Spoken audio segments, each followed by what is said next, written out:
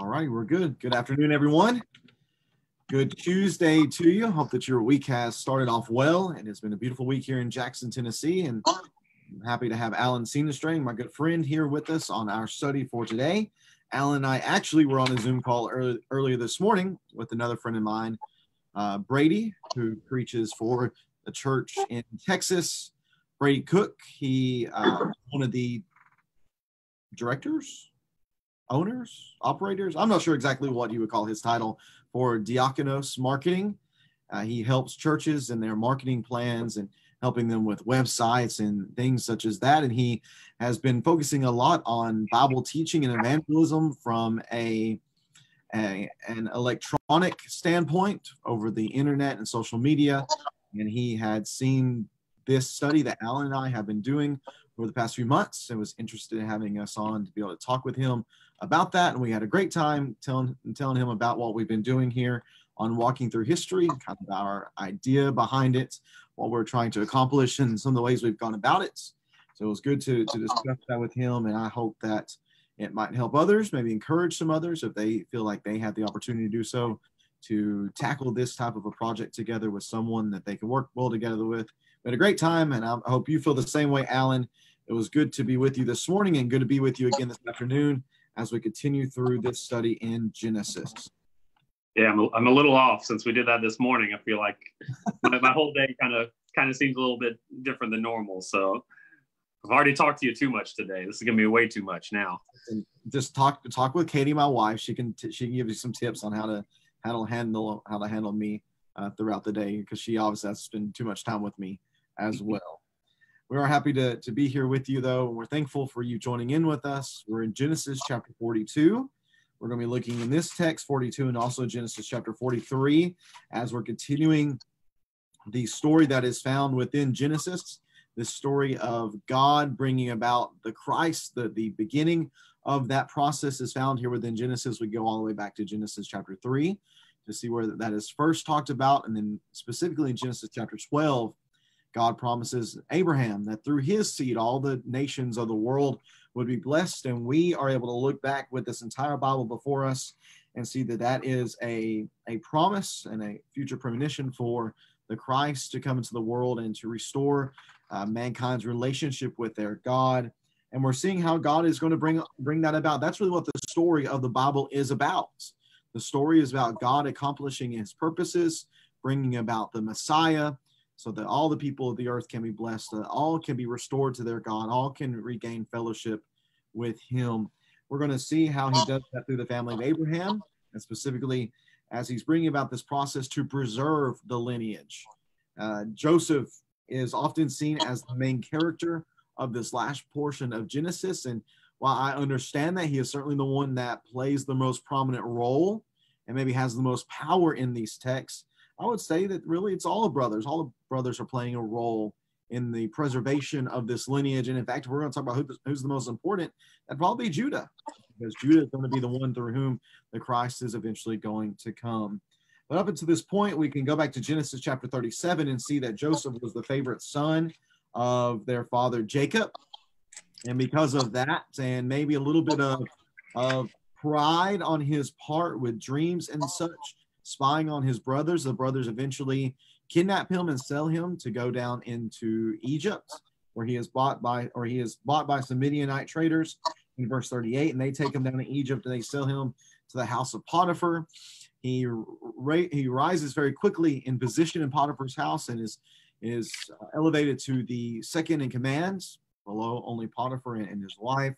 Through some issues with Potiphar's wife, he is committed to prison. He stays there for a couple of years. Finally, he's able to come out of prison because he can interpret some dreams for Pharaoh, and he ends up elevating himself to a great position within the land. We're going to see here in Genesis chapter 42 that he is second in command in all of Egypt, because there's a great famine that is coming. Joseph had the idea for how to stock up for the famine. Pharaoh really appreciates that and rewards him accordingly. So there is this famine in all of the land, not just Egypt, the text tells us, but we can see in verse number 56 of Genesis 41, and I will throw the text up here on the screen real fast so you can follow along with us. on the screen. Genesis 42 is going to be our opening text here in just a moment. I want to go back up to chapter 41 and verse 56. Genesis 41 and verse 56, that the famine had spread across the whole region. So Joseph opened up all the storehouses and sold grain to the Egyptians, for the famine was severe in the land of Egypt. But notice verse 57, that every land came to Joseph in Egypt to buy grain, for the famine was severe in every land. Well, every land would have to include the land of Canaan, which is what brings us to Genesis chapter 42. Let's see, I think I go through a Zoom share. Try to make sure we're sharing properly on the screen for those who might be following along. There we go. All right, Genesis chapter 42 and verse 1. And again, the end of chapter 41 tells us that the famine is severe in every land, again, Canaan included. So we reach then chapter 42, and we read beginning in verse number 1. Genesis 42 and verse number 1. When Jacob learned that there was grain in Egypt, he said to his sons, "Why do you keep looking at each other? Listen," he went on, "I have heard that there is grain in Egypt. Go down there and buy some for us so that we will live and not die." So 10 of Joseph's brothers went down to buy grain from Egypt. But Jacob did not send Joseph's brother Benjamin with his brothers, for he thought something might happen to him. The sons of Israel were among those who came to buy grain, for the famine was in the land of Canaan. Joseph was in charge of the country, that being Egypt, and he sold grain to all its people. His brothers came and bowed down before him with their faces to the ground. And when Joseph saw his brothers, he recognized them, but he treated them like strangers and spoke harshly to them. "Where do you come from?" he asked. "From the land of Canaan, to buy food," they replied. Although Joseph recognized his brothers, they did not recognize him. And Joseph remembered his dreams about them and said to them, "You are spies. You have come to see the weakness of the land." "No, my lord, your servants have come to buy food," they said. "We are all sons of one man. We are honest. Your servants are not spies." "No," he said to them, "you have come to see the weakness of the land." But they replied, "We, your servants, were 12 brothers were 12 brothers, the sons of one man in the land of Canaan. The youngest is now with our father, and one is no longer living." And then Joseph said to them, "I have spoken, you are spies. This is how you will be tested. Surely as Pharaoh lives, you will not leave this land unless your youngest brother comes here. Send one from among you to get your brother. The rest of you will be in prison so that your words can be tested to see if they are true. If they are not, then as surely as Pharaoh lives, you are spies." So Joseph imprisoned them together for 3 days. On the third day, Joseph said to them, "I fear God. Do this, and you will live. If you are honest, let one of you be confined to the guardhouse, while the rest of you go and take grain to relieve the hunger of your households. Bring your youngest brother to me, so that your words can be confirmed. Then you won't die." And they consented to this. Alan, it is almost as if it's just building up to this moment again. If you've never read Genesis, you're wondering if there's ever going to be another interaction between Joseph and his family, or if he is just going to go Egyptian all the way. And yet this famine, which I believe we can infer pretty strongly, is brought on by God. It was dreams that he gave to Pharaoh that spoke of this famine that was going to come. It was those dreams that were then given to Joseph that he interpreted to understand that this was going to happen. And finally, it is this famine that brings now the brothers down to Joseph. We're thinking about this. How is Joseph going to respond when he sees these men before him who years before sold him off to traders for a few pieces of silver? Alan, it is almost difficult to imagine yourself in Joseph's shoes being in this position. It's definitely, I think that's why we have so much text and so much space describing and talking about this reunion, which we'll see over the next couple of chapters takes place over the course of several months at least. They're going to have enough time to come down to Egypt, go back, and then come down again. So this isn't just a one-time thing. But I think it's good to think back to Joseph's mindset that we read about him at the end of chapter 41. If you remember, we kind of get a little bit of a glimpse of how he might have felt because of how he names his two sons. If you remember, his firstborn Manasseh basically means, God has helped me forget about my father's house. Well, if you are, and two, he's pretty much the ruler of Egypt, second in command, and yet he never takes a little time to go back and try to visit his family. So his mindset is he's moved on, and he's forgotten about his family in a sense. And now all of a sudden, out of the blue, here they come, and that's where there's so much good drama. Like I can't imagine why this hasn't been turned into a movie or a TV show yet, because there's just so much irony and drama in this whole story, especially because the brothers don't know that it's Joseph for so long in this story. But you can understand if Joseph did have that mindset, he's kind of moved on and literally forgotten about his family, and then to have his brothers come, and now he's going to have to face them again. And you kind of understand why he doesn't just say, hey, it's me, Joseph, right at the beginning. I mean, the evil that they did to him, they hated him. They wanted to kill him. I would definitely hold that information back a little bit. You get the sense he's wanting to see if they've had a change of heart, if they are sorry for what they did.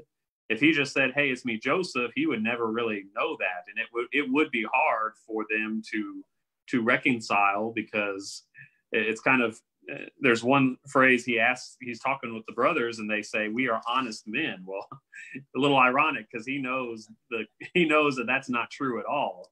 So how could they, without these tests that Joseph kind of sets up, he wouldn't have really any way of knowing if they've truly had a change of heart or not. But we'll see over the course of these chapters that he learns some more about them, learns that they really have, I think, repented from what they've done, and it makes it.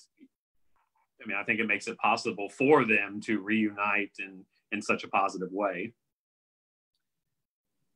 Yeah, there's so many echoes back to where we've been in this text as we continue to develop the story and read the story. I want to note a few things. Number one, whenever Jacob sends his sons down to Egypt, he only sends 10. He doesn't send the 11th, or I guess the 12th in reality. He doesn't send Benjamin.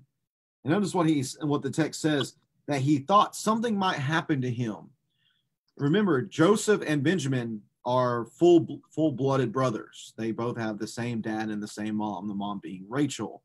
And it was Rachel's firstborn, Joseph, that was, we'll say he disappeared. Jacob does not know for certain what has happened to him, apart from what was shown to him by the brothers, which was his special tunic covered in blood, which we know is goat's blood, but it was presented to him as if he'd been killed by some sort of wild animal. I wonder what Jacob's mindset was towards these other brothers. Does he trust them? Does he trust that they are honest men? They make that claim, which it is ironic that they say that. It is somewhat humorous in verse 11. And so we're honest. We're honest. We're not spies. They might have been honest about not being spies, but thus far in the text, they haven't proven themselves as being truly honest men of great integrity.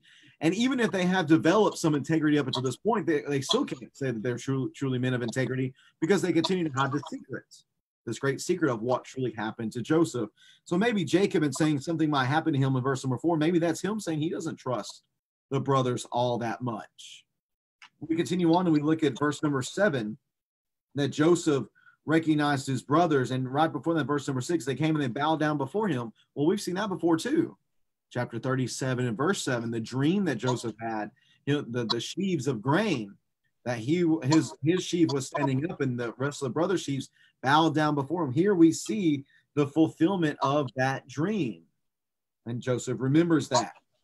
And so to me, it seems that, yeah, he doesn't really trust them all that much. He's not sure what type of men they are in this moment. He knows who they have been, men who kidnapped him and mistreated him and sold him into slavery.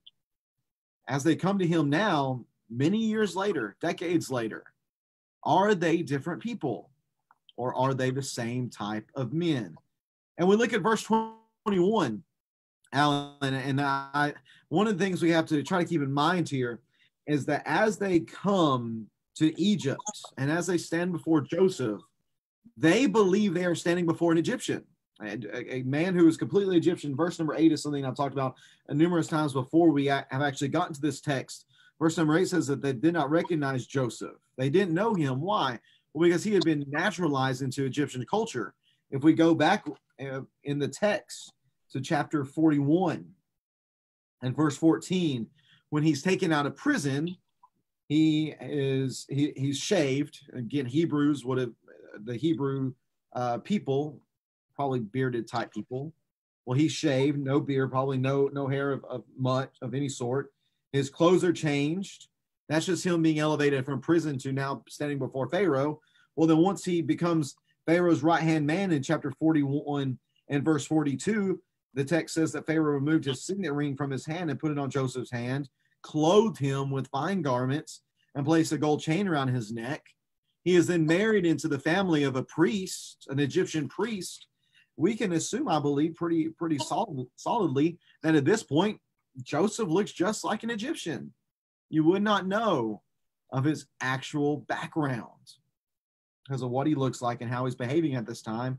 He must know the Egyptian language, because what we're going to see here is that there's an interpreter, verse 23, between them. So he's speaking probably the Egyptian language. The interpreter then is translating it to these Hebrews, but the whole time Joseph knows exactly what's being said, which allows what we see next in verse 21 to take place. So he originally tells them that that all of you are going to stay and one of you are going to go back to get this brother. He says that for 3 days, but then he softens a little bit and he says, actually, one of you is going to stay and the rest of you will go back. The text says, verse 20, that they consented to this. But then verse 21, then they said to each other, obviously, we are being punished for what we did to our brother. We saw his deep distress when he pleaded with us, but we would not listen. That is why this trouble has come to us. But Reuben replied, didn't I tell you not to harm the boy? But you wouldn't listen. Now we must account for his blood. And they did not realize that Joseph understood them, since there was an interpreter between them. He turned away from them and wept. And when he turned back and spoke to them, he took Simeon from them and had him bound before their eyes. Joseph then gave orders to fill their containers with grain, return each man silver to his sack, and give them provisions for their journey. The order was carried out. They loaded the grain on their donkeys, and they left there. Alan, I was telling you before we got on that on the way to pick up my daughter yesterday in Dixon, I was listening to this text being read. And as I was listening to the text and as I was imagining this moment in Joseph's life, and as I imagined later on the other times whenever he is crying, he does it again in chapter 43, he cries again later in 44. I felt a sense of emotion myself, just imagining how he must have felt emotionally sitting here before these men, having full knowledge of the situation, and yet they have none, and how he is seeing them really in an honest state. That's the thing. Whenever you don't know who is before you, more than often you're going to be very honest in your emotions. Especially these men, they don't think that this Lord, as they're going to call him, can understand them. The interpreter, they have no idea. He has no idea what they're talking about in their mind. So as they're honest here and evaluating the situation, Joseph hears what they're saying. What a difficult, again, what's just such a difficult situation for Joseph to be in, to have all these emotions come flooding back to him after so many years of having been in this strange land. you can kind of see what Joseph's doing too by asking. He's asking lots of questions.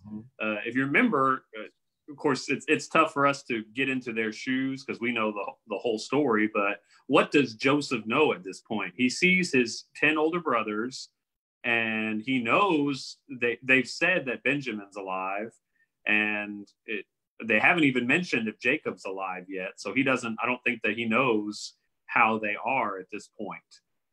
So that again, he's trying to see what their heart is, where their heart's at. And I think this first kind of test is just to get Benjamin down there, just to see if he truly is alive, if what they've said is true. Because again, what does he know about these brothers? He doesn't know. He hasn't seen them in 23 years or however long it's been, and when he did see them, they tried to kill him. So he doesn't really have too much trust in them yet. So this is a perfect opportunity for him to kind of gather some information. And like you said, he can see their honest thoughts because they don't even know that he can understand them when they talk in Hebrew. So you see, and then right here, he sees kind of what happened back at that event when they threw him in the pit. You remember that Reuben was the one that kept them from killing him right away because he was hoping to pull him back out and restore him to his father. So here, Reuben kind of reminds them, like, I told you so. Didn't I tell you not to harm the boy? And now we're paying for his blood.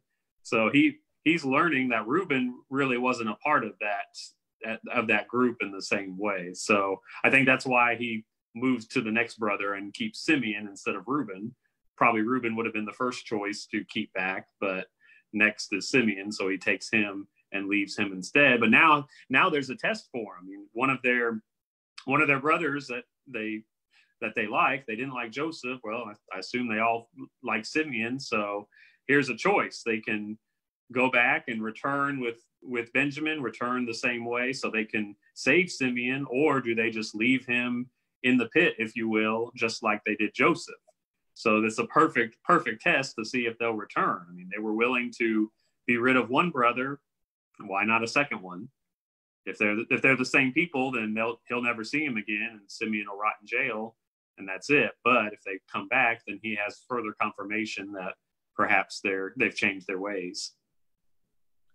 Yeah, the guilty consciences of these brothers is on full display at this point. That they know what they've done, and now they see almost as if that kind of karma type thing is coming back around to them. That they said they knew what they had done, and now they see this as being the punishment for what they had done around 20 years prior. So Joseph sends them back on their way. He tells them that you're all going to go. 9 of you will go back. Simeon will stay here with me. You're to go and to get the youngest brother and to bring this youngest brother back to me. Verse 27, after they had left there at the place where they lodged for the night, this is Genesis 42 and verse 27, one of them opened his sack to get feed for his donkey, and he saw his silver there at the top of his bag. He said to his brothers, my silver has been returned. It's here in my bag. And their hearts sank. Trembling, they turned to one another and said, what is this that God has done to us? When they reached their father Jacob in the land of Canaan, they told him all that had happened to them.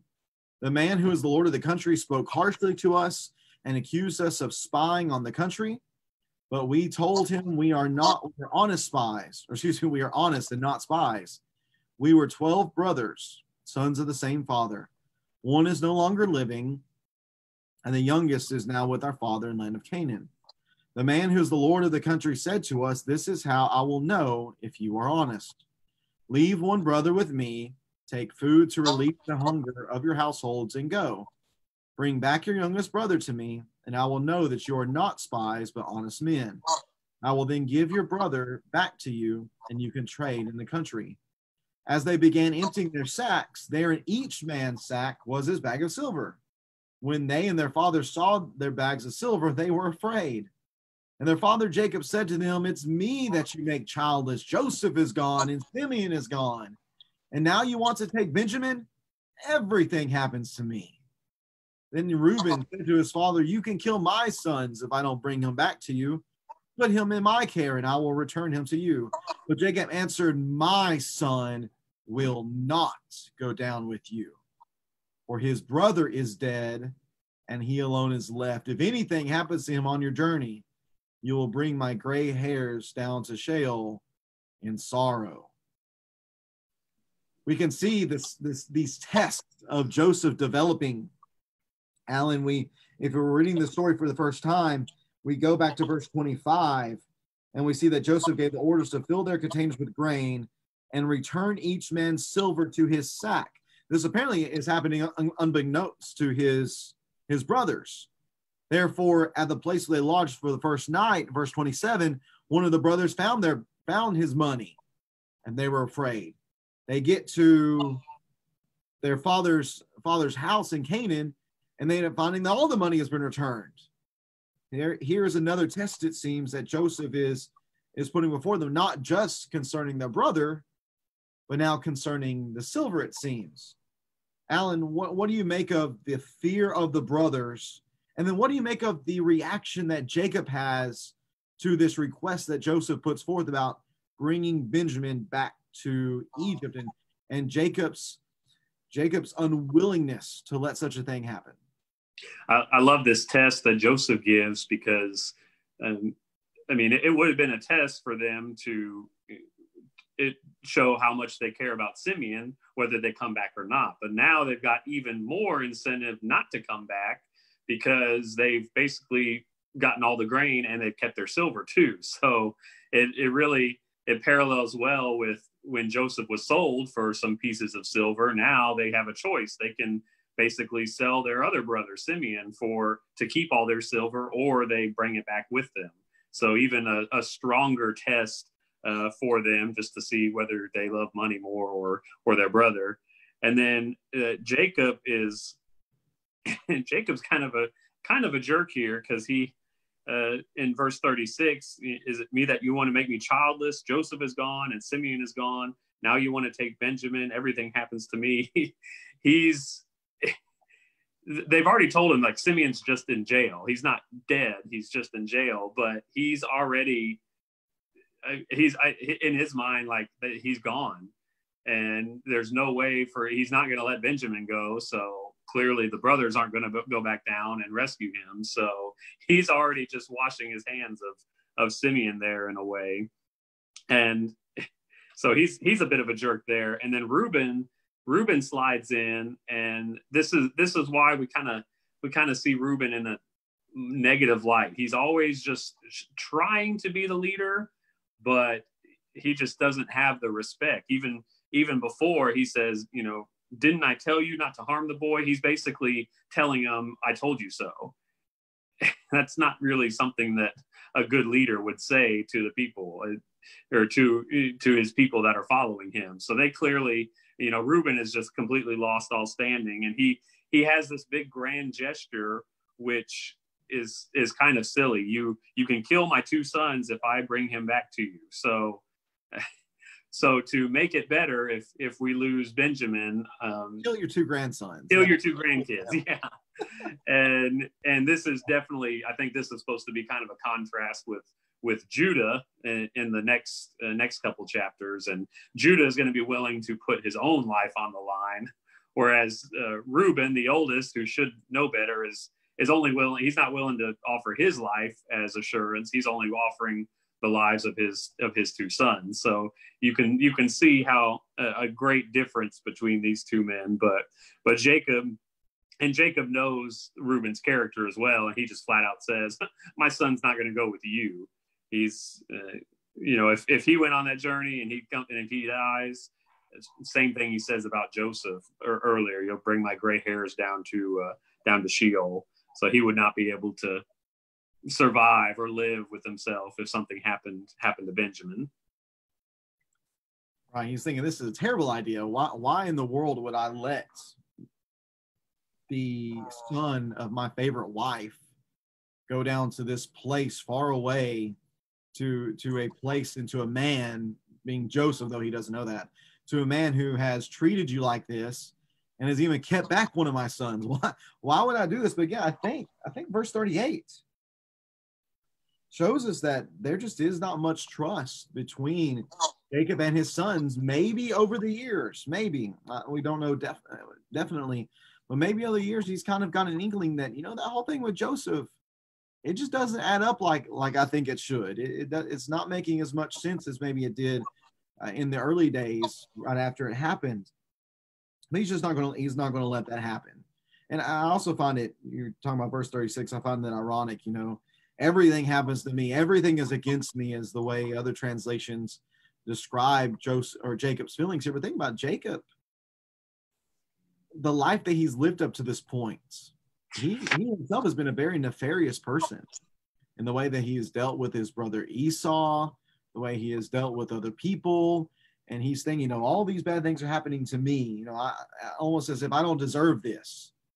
Well, you got to think about who he's been and what he has done. And maybe you can, again, realize that sometimes the way you behave and your children see that, you're going to be surprised whenever a nefarious father ends up having nefarious kids and sons, especially who carry out dishonesty in their own way.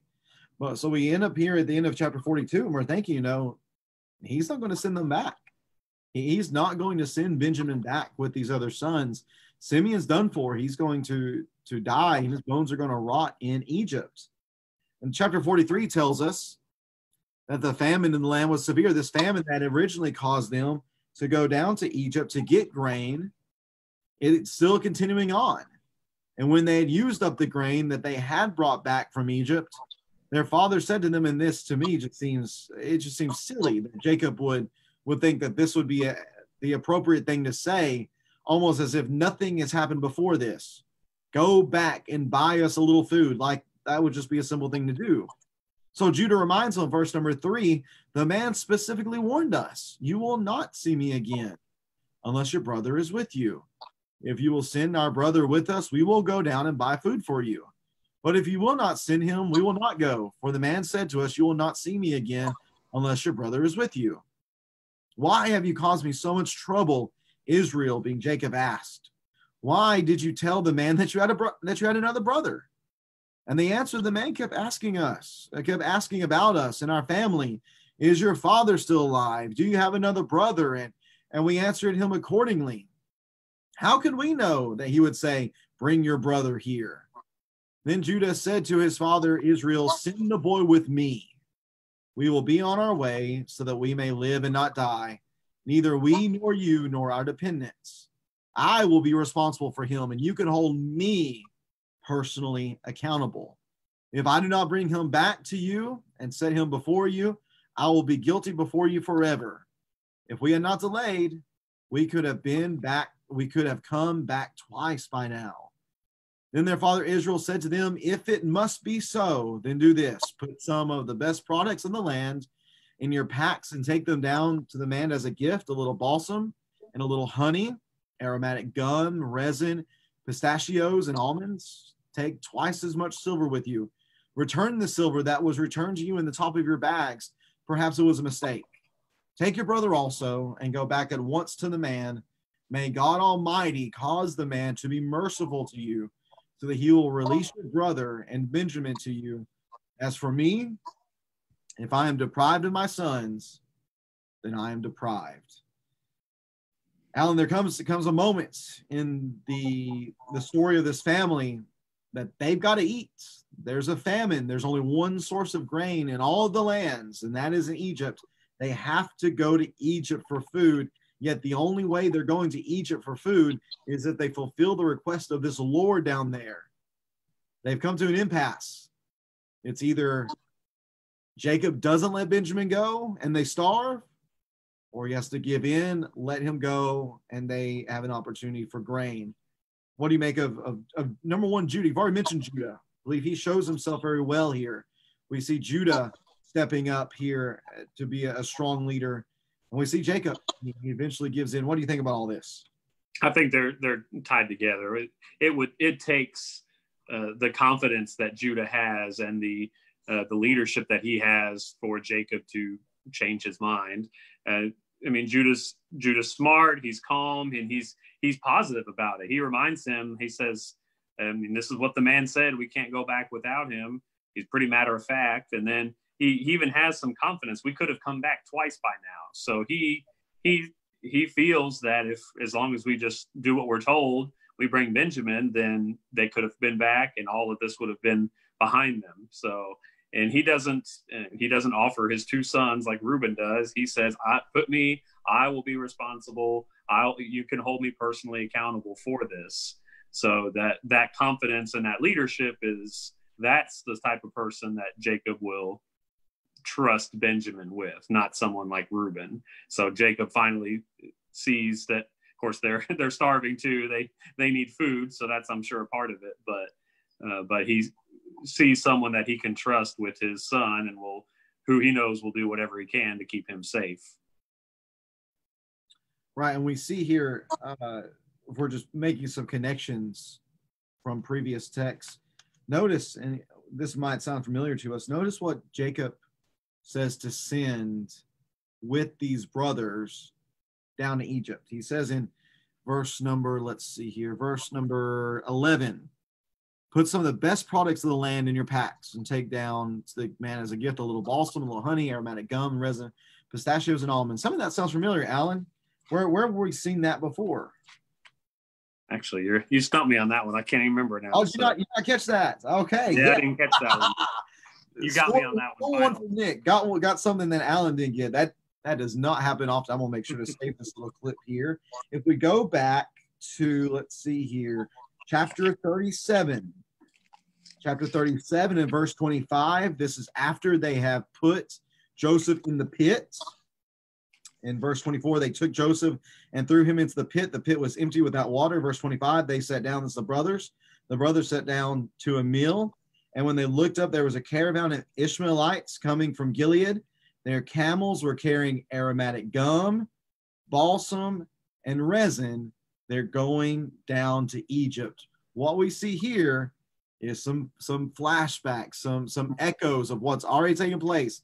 They've seen these people going down to Egypt before with these things. I mean, now here, surely a lot of what has already happened is coming back to them. Now we're taking the other brother with these same things, just as the Midianites and Ishmaelites were taking one of our brothers with these things down to Egypt. Now here we are almost in the same position, taking the other brother of this loved wife with these same things down to Egypt to carry out this mission that has been given to us. Just an interesting thing to see there in that moment. Oh man, you stumped me there. Good job. All right. Hey, okay. I guess I'll come clean since we're talking about being honest men. That was something that Roberts pointed out in this podcast. So I can't take full credit for that at all. Verse 15, we see them returning now down to Egypt. They have Benjamin in hand. So we have the brothers minus Joseph, minus Simeon, 9 brothers plus Benjamin, making it 10 again. They are now going back down to Egypt. They took this gift, those things that we just mentioned, double the amount of silver, and Benjamin. They immediately went down to Egypt and stood before Joseph. So they come to Joseph, it seems, in his normal work environment, just as anybody would appear before Joseph to receive grain. They stand before him in the same way. In verse 16, when Joseph saw Benjamin, he said to his steward, take these men to my house, not where he's working, where he goes about his usual business, but take them actually to my house and slaughter an animal and prepare it, for they will eat with me at noon. The man did as Joseph had said and brought them to Joseph's house. But the men were afraid because they were taken to Joseph's house. And they said, we have been brought here because the silver that was returned in our bags the first time, they intend to overpower us, seize us, make us slaves, and take our donkeys. So they approached Joseph's steward and spoke to him at the doorway of the house. They said, my lord, we really did come down here the first time only to buy food. When we came to the place where we lodged for the night and opened our bags of grain, each one's silver was at the top of his bag. It was the full amount of our silver, and we have brought it back with us. We have brought additional silver with us to buy food. We don't know who put our silver in the bags.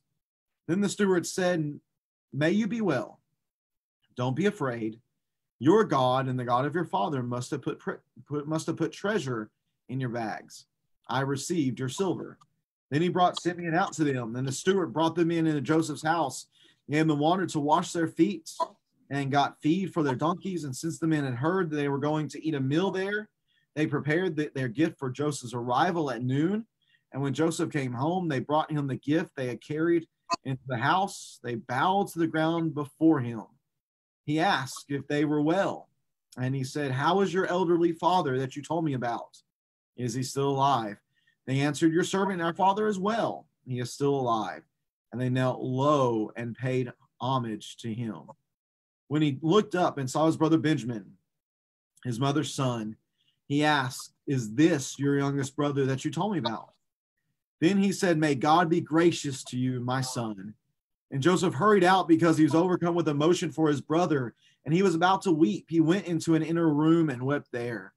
Then he washed his face and came out, regaining his composure. He said, "Serve the meal." And they served him by himself. So they served Joseph by himself, his brothers by themselves, and the Egyptians who were eating with him by themselves. And they did this because Egyptians will not eat with Hebrews, since that is detestable to them. And they were seated before him in order by age, from the firstborn to the youngest. And the men looked at each other in astonishment. Portions were served to them from Joseph's table, and Benjamin's portion was 5 times larger than any of theirs.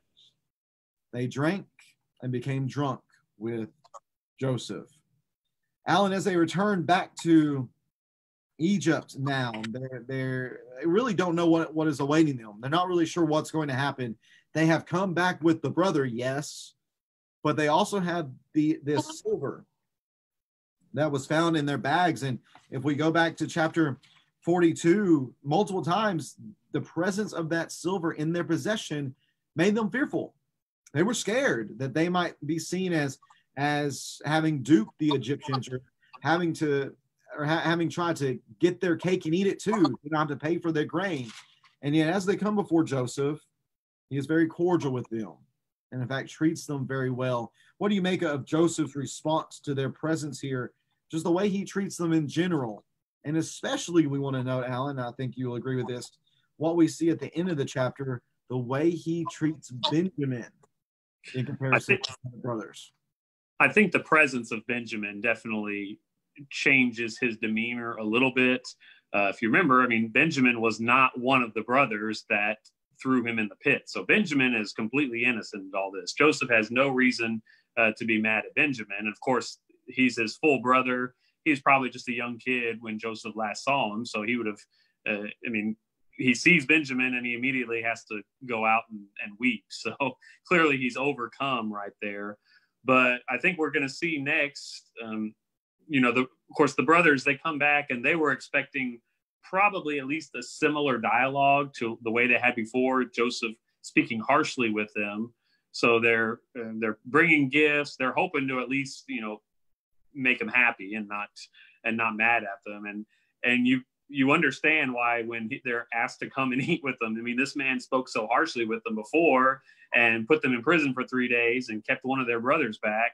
And now they see him again and he's inviting them to dinner. So they're just confused. They're wondering what's up. And rightfully, I think they're a little skeptical, a little nervous about what's happening. So that's why they keep, mentioning like, "Hey, here's our silver. We take it back. We don't want it. This was yours. It's just happened. We don't know how it got back. We weren't trying to steal it. Here's a bunch of gifts." They're really laying it on thick. I think it says they bowed low and paid homage to Joseph. So they're still a little nervous. They don't know exactly what to make of this guy. And for Joseph, I think he's kind of starting a new test in his mind now that Benjamin's there. He's going to kind of show Benjamin special favor. And I think this is interesting too, because that was one of the things that the brothers hated about Joseph was he's the youngest, but he's the favorite. And clearly from talking with or reading about Jacob, none of that's changed except now it's Benjamin that's the favorite. Benjamin, Benjamin's mentioned by name. Jacob doesn't even mention Simeon by name at one point. He just says, your brother and Benjamin. So clearly Benjamin's the favorite. So Joseph's going to highlight that favoritism. He's going to show Benjamin favoritism here and see if there's still that same level of jealousy, that same level of hatred, because Benjamin, the youngest, is getting this special treatment. And that's what he's doing at the end of the chapter, giving him that extra portion. Right. And what stands out to me in that section is that they're seated before him in order by age from firstborn to the youngest. We haven't been told at this point that they have told them that they have told him the order in which they have been born. And he knows, obviously, he knows them. He knows exactly the ages of each man. And it says that they looked at each other in astonishment. The assumption there to me is that they're thinking this man has used some sort of divination, some sort of supernatural ability to know the ages of the sons, of the brothers, so therefore he could seat them in this way. And yeah, what he does with Benjamin is exactly what his father did for them. I'm gonna throw another curveball at you, Alan, just because I don't quite know the answer to this question exactly. So as we're going through this story of Genesis, the chronology of Genesis doesn't always seem to be the actual chronology of the true history. So the way it's put out for us, for example, and the easiest example of this seems to be chapter 38.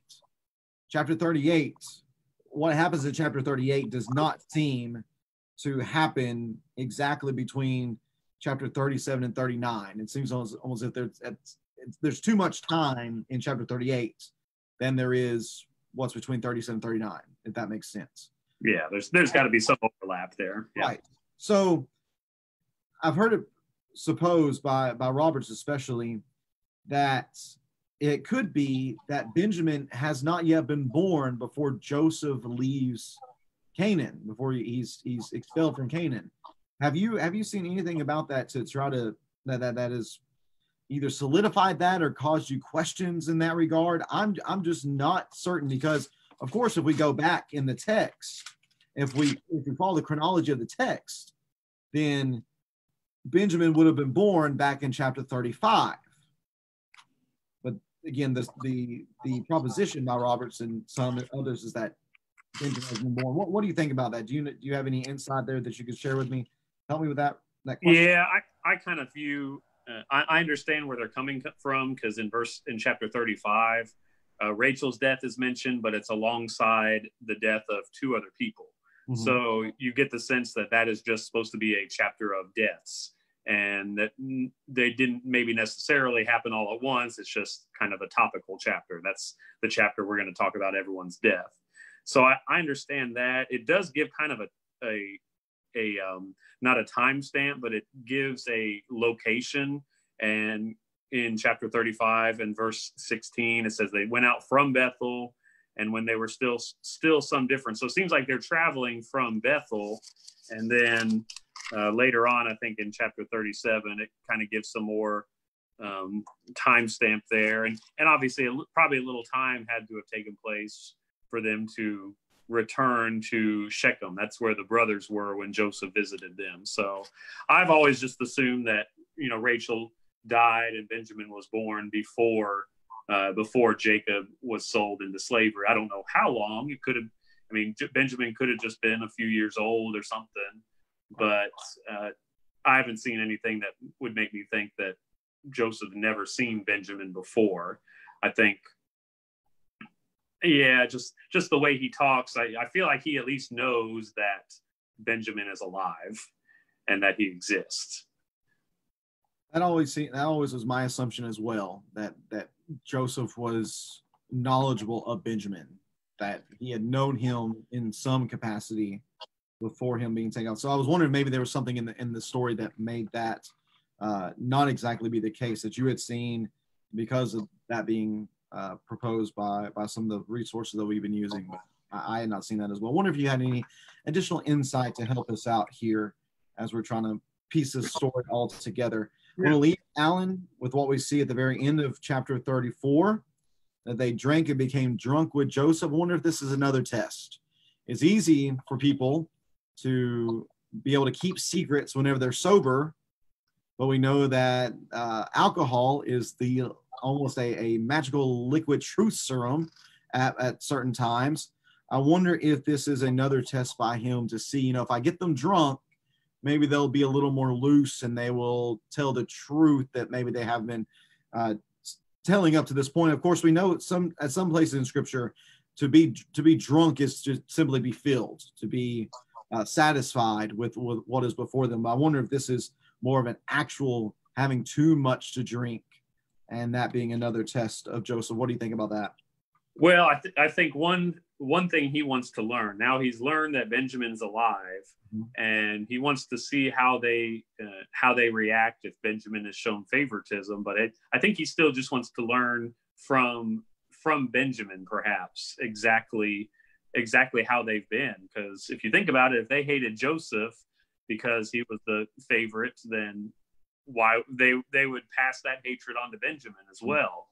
And so I think this is a good opportunity. It doesn't really say as much here, where we don't know what he learns, but I think that's kind of the last thing that he wants to know, just if they've treated Benjamin the same as they treated Joseph all those years, or if they have finally grown up a little bit and they respect their father, and even though their father has a favorite, they haven't just lapsed into a jealous rage and hated Benjamin in the same way. Especially in this situation and in this moment where they've been given these portions, and then his portion is so much greater. When Joseph is saying, I'm going to put this situation before them. I'm going to loosen up their inhibitions a little bit. Let's see if their true colors come out. Let's see if what they're truly thinking within their heart actually is exposed based upon them having a bit too much to drink.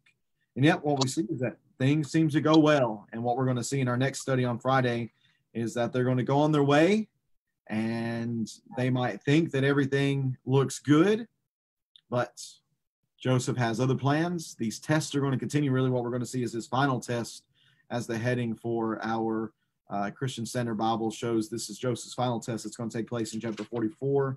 And then in 45, we're going to see his identity being revealed on Friday. Alan, do you have any closing thoughts, comments for our study for today? I want to highlight verse 32 right at the end. I think it's a kind of a really good big picture verse right there. It mentions why they were separated at this dinner. The Egyptians could not eat with Hebrews at the end of the verse, it says, since that is detestable to them. I think that gives us kind of a reason for this whole story and why the Israelites are going down to Egypt in the first place. Eventually, the whole family is going to come down because of the famine. But notice what's going to happen. The Egyptians find the Hebrews detestable, so they separate themselves. Well, what's been happening in Canaan so far? There's been a lot of intermarriage between Dinah and Shechem, and all, everything that happened with them. You have Judah finding a wife from the Canaanites. There's not a separation of the Israelites. They are assimilating with the Canaanites there. And that's not good because they are still small in number. So it would be easy for them to, like we read with the story of Dinah in Shechem, it would be easy for them to just kind of merge with the people there and eventually lose their national identity and then just become Canaanites themselves over the course of a generation or two. Well, that's dangerous because, that can't happen. It has to be that family has to stay together and has to be pure. And that's why so often throughout Genesis, they're not supposed to be marrying from the Canaanites. They're marrying amongst their family back home. Rachel and Leah, the daughters of Laban, and Rebekah, the daughter of Abraham's brother. They were trying to keep that family together and whole in one family. So this is why I think they are coming down to Egypt and going to spend the next 400 years down there and grow as a nation, because the Egyptians will not intermarry with them. They find them detestable. They will be able to, eventually we'll see they'll settle in the land of Goshen, which is their own area of Egypt. And they will not become a part of Egypt. They will be able to grow as their own nation and own number, and then intermarry and stay clean and not be assimilated under the Egyptians. I think that's the whole reason why this is happening, is to give them a place to become a nation. And that's exactly what happens when they come out. I mean, we'll see in Exodus that they are their own nation. They've been separated from Egypt. They are their own ancestry and their own genealogy, and all that has remained pure, and created this great nation. Right. All of it. So much of these seemingly random thoughts. I mean, verse 32 could be very random if you're not familiar with the rest of the story.